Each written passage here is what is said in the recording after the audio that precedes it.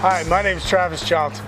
And today we're going to go over a few things to add a little more distance to your spey casting. A lot of these things we're going to talk about have actually nothing to do with the cast, any different than probably what you've been doing. Some of it's going to be new, some of it might be foreign. We're going to start with our grip.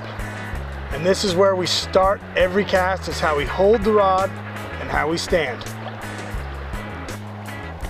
Now, when we talk about the grip, just like before, you're going to grip the hand where it bounces the rod. You can see that this rod here is fairly well balanced just in the wells. On the bottom end, most spey rods have this ball. We've been taught to hold it like this. More often than not, I'm finding out my cast goes straighter and cleaner when I line up my thumbs up the back of the rod. This eliminates the ability to move my elbows out of position. When I'm here, we can do a lot of weird stuff. When I'm here, we line up, and when our cast is lined up, all the energy we put in goes into the line and the cast. It's not wasted on bad hand position, elbows out of whack. We're not slashing at it like this. We're getting nice, tight, well-used energy. Now that we've talked about our hand position and the grip, we're going to talk about how we stand. Not only so we can wade more efficiently down the river, but so that we're actually lined up with the target when we cast. My favorite way to do this, and the easiest way to stop over rotation and under rotation, is I like to take my upriver leg. We got the river coming from our right side to our left side here, and I like to point my upriver leg toward my target. This sets my body rotation straight in with my toe. It's really awkward to come this way. So when I set that this way, I already know it feels really comfortable to straighten out to right here. I know here I haven't rotated enough. I know if I feel the pressure in my back, I've over-rotated. So the stance is here. Also, when we wade, our hips are turned parallel with the flow. We're not getting pushed. We're controlling our walk down the river. This helps you wade more efficiently. When we start wading like we're Frankenstein, that's when we go in. Next thing we're going to talk about actually has to do with the casting. We're going to talk about anchor placement. And with a spey rod, believe it or not, the anchor, we've always been told, is within a rod length. But a rod length to me with a 13-foot rod is 26 feet. Is that in front of? Is that behind?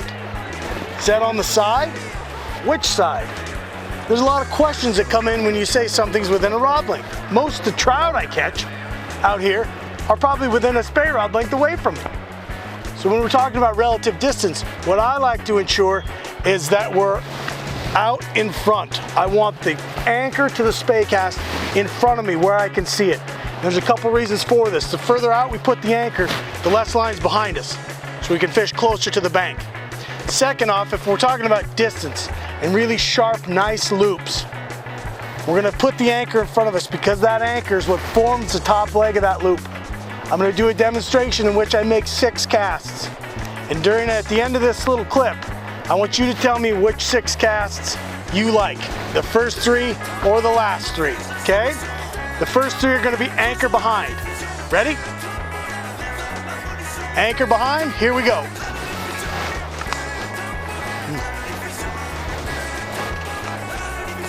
I'll try and stop this one real high, see if we can get it any better.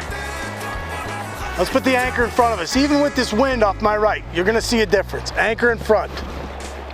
Oof. Look at the shape of the loop, driving, ascending. The line speed, double that of the line behind us, and a tighter loop at that. Those are gonna go further. All right, we've done the stance, we've done the grip, we've talked about anchor placement, and now before we really start bombing them, we're gonna talk about the rod tip path. The path of the rod tip is one of the most common errors. And our modern day Skagit lines and Scandi lines allow us to get away with some things that we normally wouldn't get away from. That doesn't make them right. When we talk about power being derived from the spey rod, it means the rod is being turned, being rotated, and the power comes from you. If the more I use my arms, the shorter I make the rod, the less power I get.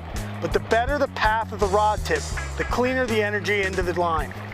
When we talk about it, and a snap tee will be the easiest way, is I start at the tip of the water, and as I come around, I hit that key position here, elevating the rod the whole time.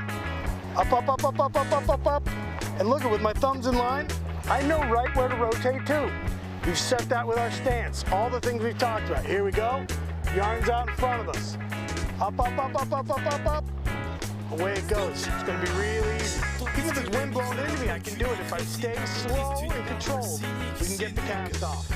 Now we can start letting a few go. Okay, now we're going to let a few go. With all the things we just talked about, it's going to be real easy. Even with this upstream wind, you're going to see we're going to get off a couple big casts. With the stance, the grip, and the rod path, doesn't take much after that. You just tap them away. Here we go. About 120 feet.